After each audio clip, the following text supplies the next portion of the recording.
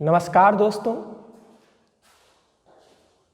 हमारी एक व्यूवर है श्रेया जी, उनके बहुत अच्छे अच्छे कमेंट्स आ रहे हैं। अच्छी बात है कि जब आप कोई वीडियो बनाइए और कोई उसको देख के रिस्पॉन्ड करता है, this is a good thing. तो आज हम लोग अपने सदिश विश्लेषण के नेक्स्ट पार्ट की ओर बढ़ेंगे, जहां पे हम लोग को ये बात करनी है कि वेक्टर और वेक्टर का गुणन अगर करें या सदिश और सदिश का गुणन करें तो क्या होगा। ठीक है, इसके पहले हम छोटा सा पार्ट पिछला डिस्कस कर लें कि कोई अदिश और कोई सदिश का हम गुणन करें। ठीक है, अदिश और सदिश का गुणन करें तो एकदम कॉमन नोन चीज है, आपको भी पता है कि जब भी हम अदिश और सदिश का गुणन करेंगे तो जो हमारा आएगा वो क्या आएगा, जो हमारा परिमाण आएगा या जो रिजल्टेंट आएगा वो हमारा क्या आएगा, सदिश आएगा। क्लियर है, ये चीज आप लोग को पिछले लेक्चर में हम लोग बहुत प्रॉपर्ली डिस्कस कर चुके हैं। बट आज हमारे सामने एक दूसरी चीज है, जब हम सदिश और सदिश का गुणन करें। किसका किसका गुणन करें, सदिश और सदिश का गुणन करें। तो आपके मन में एक आंसर आना चाहिए ना कि सदिश और सदिश का गुणन करेंगे तो क्या आएगा, मतलब जब गुणा इसका करेंगे तो क्या आएगा। तो सभी को पता है कि अदिश अदिश का करते थे, अदिश आता था, तो सदिश सदिश का करेंगे तो क्या आएगा, सदिश आएगा। बट यहां पे हम लोग गलत हैं। देखिए ध्यान दीजिए, अभी इस चीज को हम लोग पढ़ेंगे। जब भी सदिश और सदिश का गुणन हम करेंगे बेटा, तो दो चीजें हो सकती हैं। हो सकता है कि जो इन दोनों के गुणन करने पे आया है वो अदिश हो, या हो सकता है इन दोनों के गुणन करने पे जो आए वो सदिश हो। दोनों चीज हो सकता है। अब देखिए, जब इन दोनों के गुणन करने पे वो अदिश आ रहा है तो हम जो इसका परिमाण निकालेंगे वो निकालेंगे कुछ ऐसे।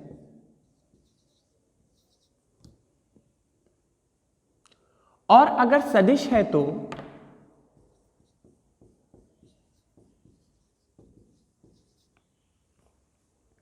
साथ ही साथ, अभी यहां बात खत्म नहीं हुई, सदिश है तो आप भी जानते हैं परिमाण के साथ साथ, परिमाण के साथ साथ इसमें क्या होगी, सदिश है तो जाहिर सी बात है परिमाण तो होगी ही, परिमाण के साथ साथ क्या होगा, परिमाण के साथ साथ इसमें दिशा भी होगी। तो दिशा के लिए आपको याद है ना, हम लोग का दूसरे लेक्चर में हम लोग एकांक वेक्टर की बात कर रहे थे, कैप एकांक वेक्टर वाला। तो यहां पे एन कैप लगाएंगे जिसका काम क्या होगा, दिशा दिखाना होगा। क्लियर है। एक बच्चे का एक छोटा सा क्वेश्चन आया था कि सर मान लीजिए हमने दो चीजों का गुणा किया, या दो वेक्टर का गुणा हमने किया, दो सदिश राशि का गुणा किया, और जो हमारा आंसर आया वो जीरो आया, जो हमारा आंसर आया वो जीरो आया, तो क्या सर उसका दिशा होगा कि नहीं होगा। तो मैक्सिमम सेंस में हम लोग कहते हैं सर वो, हम लोग को यही लगता है कि अगर जीरो है तो उसकी दिशा नहीं होनी चाहिए। बट हम यहां पे गलत हो जाते हैं। यहां पे जो आया दो वेक्टर का गुणा करने पे, वो आया जीरो वेक्टर या शून्य वेक्टर। और वेक्टर है तो भले ही उसके पास परिमाण हो ना हो, दिशा कंफर्म होगा। तो इसमें भी क्या होगा, इसकी भी दिशा होगी। ये दिशा विहीन नहीं होगा, मतलब दिशा होगी, दिशाहीन नहीं होगा। क्लियर है बात, हमेशा ध्यान दीजिएगा, सफा किया जाए। तो अदिश और सदिश में बस इतना ही अंतर है, इनको निकालने का सूत्र अलग है। इसमें केवल परिमाण होगा और इसमें परिमाण के साथ दिशा भी होगा। ठीक है, इसको नोट कर लीजिए, इसको इतना बस नोट करिए, इसके आगे फिर हम लोग प्रॉपर्ली चलते हैं।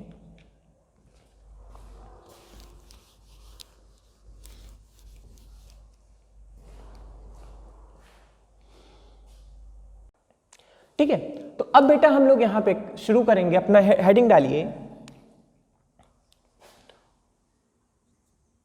दो वेक्टर का का गुस्से में हो गया है, का स्केलर या बिंदु गुणन।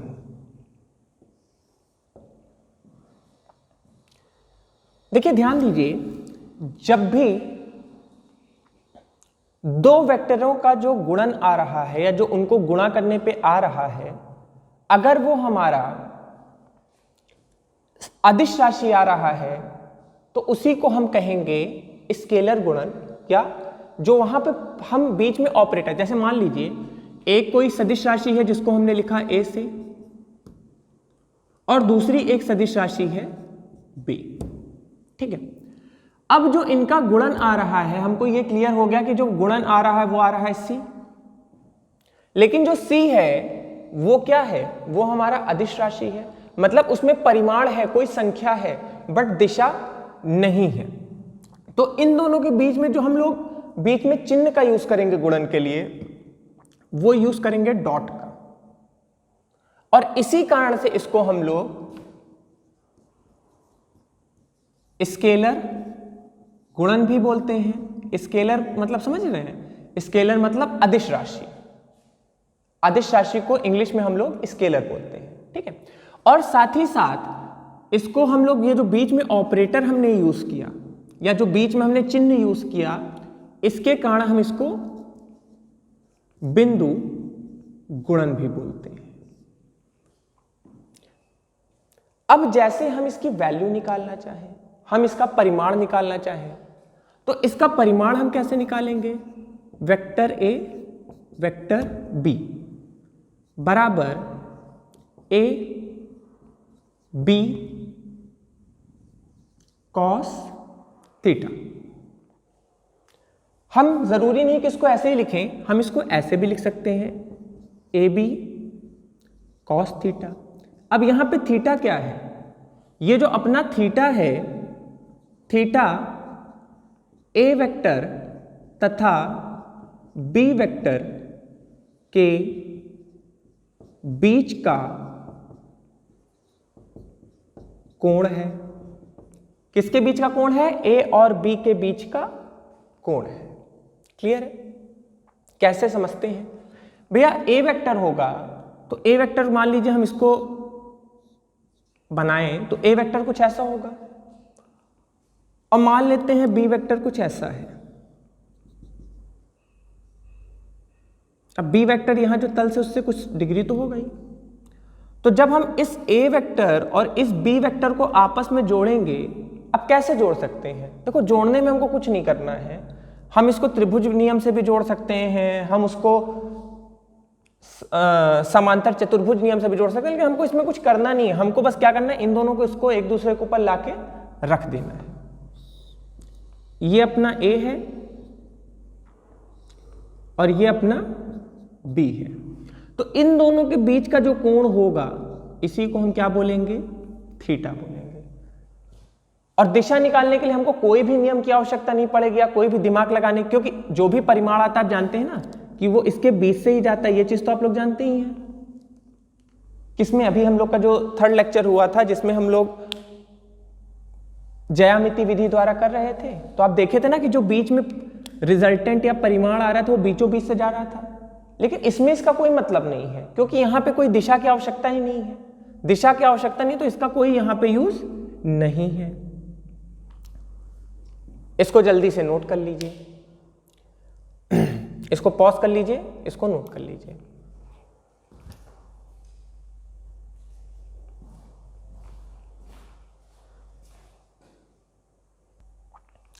हो गया? वेक्टर पढ़ाने के पीछे डस्टर भी भागने लगा है, चला जाता है खुद ही चल के। चलिए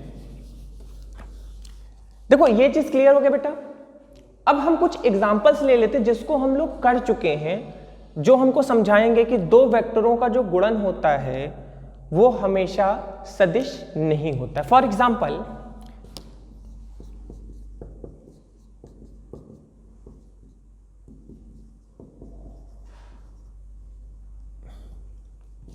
हम बात करें पहले उदाहरण की, तो हम बात कर लेते हैं किसकी हम बात करते हैं कार्य की। कार्य यही तो होता है, कार्य बराबर बल गुणे विस्थापन। यहां पे जो बल है, अब थोड़ा बल की बात करेंगे। जो बल है, बल एक सदिश राशि है। कैसे है? बोलो ऐसे ही होगी।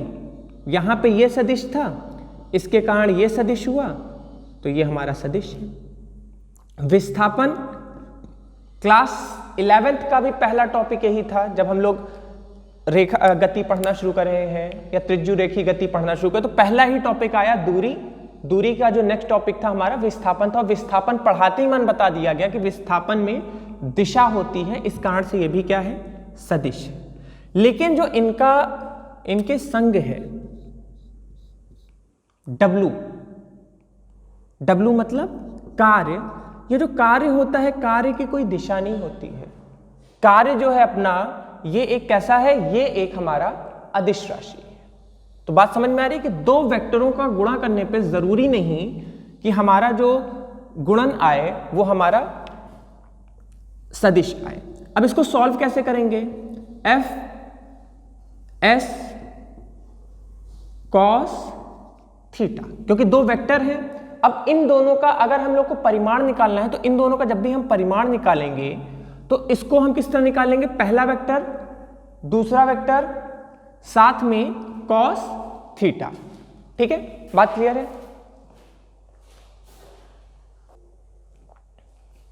ठीक है, तो अगर हमको कभी भी परिमाण निकालना है दो सदिश राशियों का, तो हम उसको कैसे निकालेंगे? F into S cos theta. और देखिए ध्यान दीजिए, यहां पे जो हमारा परिमाण आएगा वो हमेशा स्केलर आएगा। इसी कारण से हम इसको स्केलर गुणन या बिंदु गुणन कहते हैं। एक और एग्जांपल लिया जाए, हम अगला एग्जांपल लेते हैं शक्ति का।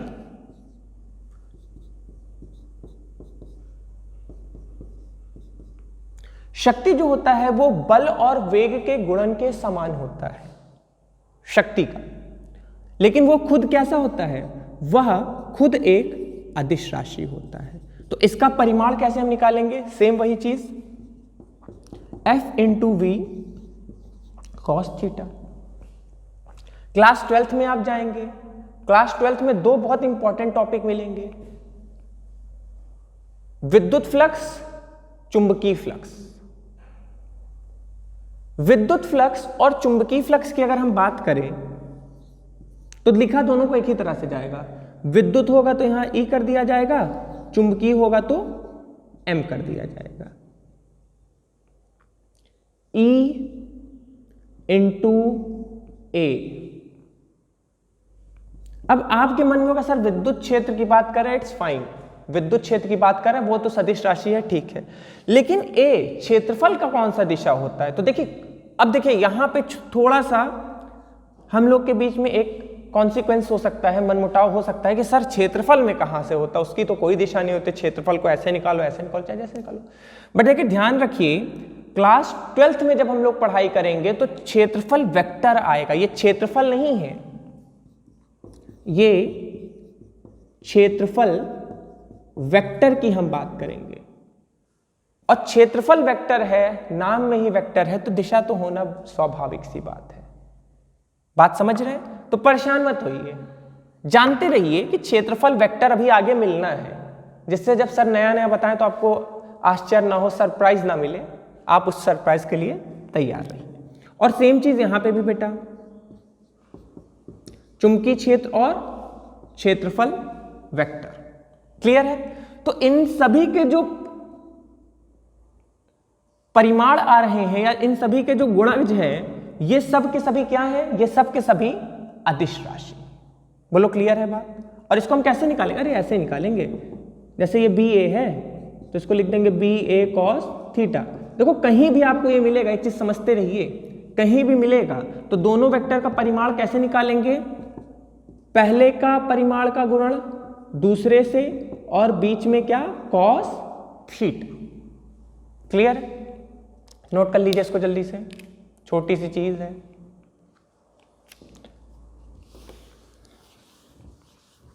ठीक है, चलिए एक अब कोई क्वेश्चन ले लिया जाए,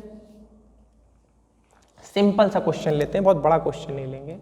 जैसे मान लीजिए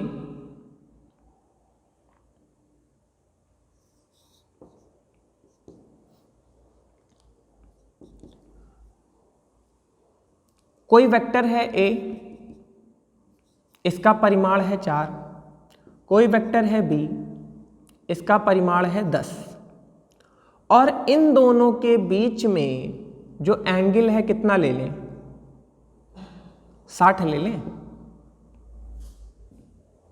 60 ले लेते हैं, चलो जो भी आपको अच्छा लगे 60 ही हम ले लेते हैं। ठीक है, अब हमने कहा कि इसका बिंदु गुणन या स्केलर गुणन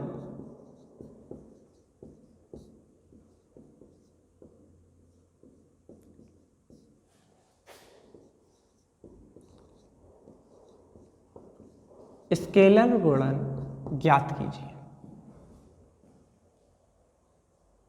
पॉज कर लीजिए, जल्दी से कर डालिए। इसका फॉर्मूला तो मैं ऑलरेडी आपको बता चुका हूं, ओरली आप लोग कर सकते हैं। तो भैया इसका गुणन कैसे होगा, a इंटू बी। अब देखो जब भी स्केलर गुणन कहा जाए, बोल दिया जाएगा स्केलर गुणन, तो हम यहां पे cos थीटा का यूज करेंगे। किसका, cos थीटा का। यही जगह अगर क्रॉस गुणन कहा जाए, जो कि हमारा अभी अगला लेक्चर आएगा, तो क्रॉस गुणन जैसे ही बोला जाएगा बेटा, उसमें आप लोग ऑटोमेटिक साइन थीटा लगा देंगे। ठीक है, दिशा भी फाइंड करना है, लेकिन दिशा के लिए आपको एक वहां पे नियम बताया जाएगा। दाएं हाथ अंगूठे का नियम बताया गया ना क्लास 10th में, तो दाएं हाथ के अंगूठे का नियम या पेंच का नियम, स्क्रू का नियम, उसका यूज किया जाएगा। ठीक है, तो ए का यहां पे मान कितना है, ए का मान है हमारा 4, बी का मान कितना है 10, cos 60। अब cos 60 कितना होता है, cos 60 मेरे हिसाब से 1/2 शायद होता है, इसीलिए हमने 30 पहले ले रहे थे। 30 लेते तो गड़बड़ हो जाता ना, अंडर 3/2, तो एक तो ऐसे झमेला था और बढ़ जाता, इसीलिए cos 60 लिए हैं। ठीक, तो cos 60 का मान होता है 1/2, 2 ने काटा 10 को, हो गया 5, 4 5 20। तो कितना आंसर आ गया, 20। बोलिए क्लियर है, सिंपल है। देखिए इस पे क्या है, अभी जो है अभी तो एकदम बेसिक क्वेश्चंस हो रहे हैं। जब ये हमारा कंप्लीट हो जाएगा, अब जैसे इसके बाद अभी हैं तो लेक्चर्स नहीं खत्म हुए, अभी तो यहाँ पे 4-5 लेक्चर्स और बनेंगे। जब वो लेक्चर्स कंप्लीट होंगे तो कुछ लास्ट में ऐसे क्वेश्चंस उठाए जाएंगे जो हमारे बोर्ड में भी आ सकते हैं, और बोर्ड के संग संग हमारे IIT JEE में भी आ सकते हैं, या नीट में आ सकते हैं। देखिए क्वेश्चंस होते बेसिक से ही है शुरू, क्वेश्चन कभी टफ नहीं आते। एक चीज समझिए, आपको लगता है कि IIT JEE इतना बड़ा पेपर है तो बहुत कठिन पेपर आएंगे, कभी ऐसा नहीं होता, आता एकदम सिंपल है, एकदम सिंपल सा। बस अंतर क्या होता है, अगर आपका बेसिक जैसे इस समय ये जो पढ़ाया जा रहा है ये बेसिक है, अगर बेसिक कॉन्सेप्ट में जरा भी दिक्कत हुई तो आपका आगे, क्योंकि आंसर जो रहेंगे आपको 4 बहुविकल्पी रहेंगे, मल्टीपल चॉइस रहेंगे, तो सबके सभी सेम टू सेम रहेंगे, और जरा भी इधर उधर हुआ तो फिर नैया डूब जाती है। चलिए बहरहाल ये चीज हो गया, सफा किया जाए। अब यहां पे देखिए स्पेशल केसेस की बात करते हैं। स्पेशल केसेस कई तरह से आपसे पूछे जा सकते हैं, तो हेडिंग डालते हैं स्पेशल केसेस।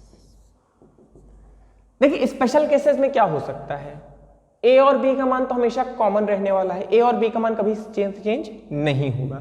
तो चेंज क्या हो सकता है, चेंज यही हो सकता है ना कि हो सकता है जो थीटा का मान है उसको चेंज कर दिया जाए। अभी तो फिलहाल हमारे सिलेबस में हमको ज्यादा पढ़ना है 0, 30, 45, 60, 90। 90 के बाद हम सीधा आएंगे 180 पे, 180 में हमारा काम चल जाएगा। लेकिन कुछ स्पेशल एंगल्स भी अभी बताए जाएंगे। जैसे IIT का अगर हम एग्जाम की बात करें तो वहां पे 1 डिग्री आती है, एक एंगल आता है 37 डिग्री। अब आप कहेंगे सर 37 डिग्री कैसे होगा, तो देखिए अब ये चीज आप हमेशा याद रखिएगा कि अगर कोई त्रिभुज है जिसमें यहाँ पे 37 डिग्री है, तो एकदम से याद रट लीजिए इसको ये 3 होगा, ये 4 होगा, ये 5 होगा।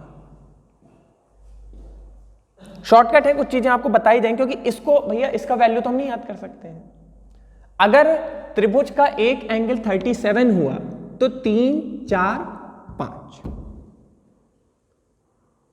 और जरूरी नहीं कि 37 ही दे।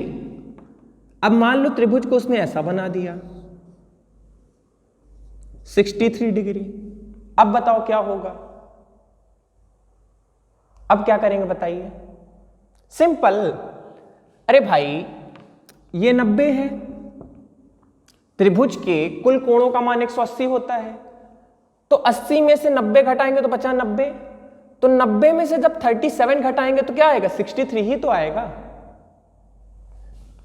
इसका मान क्या हो जाएगा, ये 63 ही तो होगा। तो हमने क्या किया, हमने इसको इधर कर दिया। तो देखो अब क्या है, 63 है तो इसका ये जो आधार हो जाएगा वो 4 हो जाएगा, कर्ण 5 है, कर्ण 5 ही रहेगा, और लंब क्या हो जाएगा, 3 हो जाएगा। बस यही अंतर आएगा, और कुछ नहीं अंतर है। आधार और कर्ण आधार और लंब में चेंज हुआ, बाकी कर्ण सेम रहेगा, एज इट इज जैसा है। देख लीजिएगा, इसके भी क्वेश्चंस आपको लगवाए जा सकते हैं, डिपेंड करता है कि आपने सिलेबस में, अभी बुक मैंने उठाई नहीं है। ठीक है, सफा कर दें इसको, खतरनाक चीज, इसको नोट जरूर करिएगा। अगर आप आज के बाद कभी भी कॉम्पिटिटिव एग्जाम में बैठने की इच्छा रखते हैं, बोर्ड एग्जाम नहीं, बोर्ड एग्जाम में नहीं आ जाएगा ये कॉम्पिटिटिव एग्जाम के लिए आपके इंपॉर्टेंट है। ठीक है, उड़ा दे 37 डिग्री। अब जैसे मान लीजिए थीटा बराबर हो गया 0 डिग्री, तो ए और बी वेक्टर का मान कितना आ जाएगा,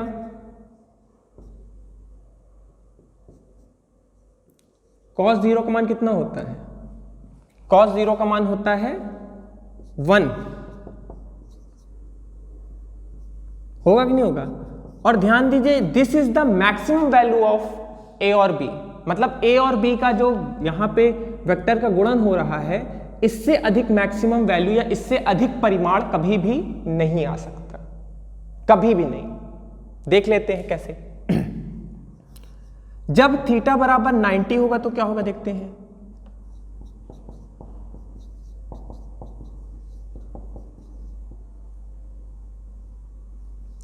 cos 90, अब cos 90 का वैल्यू आप लोग जानते हैं, बताने की जरूरत तो है नहीं। ये 1 था तो ये क्या हो जाएगा, 0, 0 हो गया तो पूरा का पूरा खत्म। तो यहां पे ए और बी का जो आंसर आएगा या जो परिमाण आएगा वो सीधे सीधे क्या आ गया, 0 आ गया। अब अगर मैं पूछूं, क्वेश्चन अभी 0 वाला बात करे थे, याद है। अब मैं अगर आपसे पूछूं कि क्या इसकी दिशा होगी, तो आप क्या बोलेंगे, दिशा होगी कि नहीं होगी, दिशा नहीं होगी। क्यों, क्योंकि भैया ये यहां पे क्या लगा रहे हैं, बिंदु गुणक लगा रहे हैं ना, बिंदु गुणांक लगा रहे हैं ना, स्केलर गुणांक लगा रहे हैं ना, और स्केलर गुणांक या बिंदु गुणांक जो होगा उसमें दिशा नहीं होती है, तो इसलिए इसकी दिशा नहीं होगी। अगर यही जगह अगर हम इसका क्रॉस गुणांक लगाते तो भले ही इसका मान 0 होगा, स्पेशल केस में वहां भी बात होगी, लेकिन उसकी दिशा होगी, उसके बगल में एन कैप बैठा रहेगा। समझ रहे हैं। तो थोड़ा सा ये चीज आपको बीच में ना कंफ्यूजन जो है उसको क्लियर करना होगा। अब क्या है अगला, थीटा बराबर 180। थीटा बराबर 180 क्या होगा,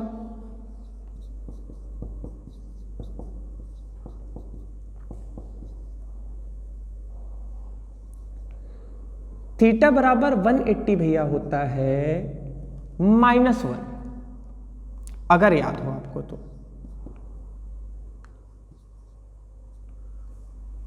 तो this is also the maximum value या अधिकतम परिमाण है ए बी का, लेकिन किस दिशा में, विपरीत दिशा में। ये भी अधिकतम वैल्यू, इससे अधिकतम नहीं आ सकती है, यही ये दोनों, ये और ये लगभग सेम है। अंतर क्या है, एक इस दिशा में तो एक उसके विपरीत दिशा में है, बट यहां पे दिशा की बात तो होगी नहीं, तो -AB आएगा। This is the maximum, this is the minimum. यहां पे कोई दिशा है नहीं, तो मैक्सिमम मिनिमम परिमाण में ये चेंज हो जाएगा। क्लियर है। तो यहां तक जो भी हम बात करें, दो वेक्टरों का जब हम गुणन, देखिए आगे क्या है, जो भी हमारे फॉर्मूले बनेंगे, क्योंकि क्लास 9 तक 10 तक हम लोग ने इतने अदिश सदिश में अभी क्लासिफिकेशन नहीं किए थे, बट अब क्या है, अब हम जो भी हम अपने फिजिक्स में बात करेंगे या भौतिकी विज्ञान में बात करेंगे तो हर चीज में हम उसको क्लासिफाई करने लगेंगे। सदिश अदिश उन दोनों के बीच में गुणन होगा तो कैसे होगा। तो अब देखिए ध्यान दीजिए, इस चीज को आप लोग को फॉलो करना है। ये जो अपना यहाँ पे बिंदु गुणन की बात कर रहे हैं, ये बिंदु गुणन फॉलो होगा कब, जब हमारा जो परिमाण आएगा वो अदिश आएगा। अगले लेक्चर में हम बात करेंगे कि जब भी हमारा जो गुणांक आएगा सदिश आएगा तो क्या होगा, और साथ ही साथ पिछले में अगले लेक्चर में तो हमको ये भी बात करनी कि उसकी दिशा कैसे निकालेंगे, क्योंकि हर जगह दिशा उस तरह से तो निकाल पाना पॉसिबल है नहीं। अरे भाई, दो वेक्टर को ऐसे हमने बनाया, इसको निकालना तो इजी था, लेकिन सबको कैसे निकालेंगे, तो इसको हम लोग अपने नेक्स्ट लेक्चर के लिए छोड़ देते हैं।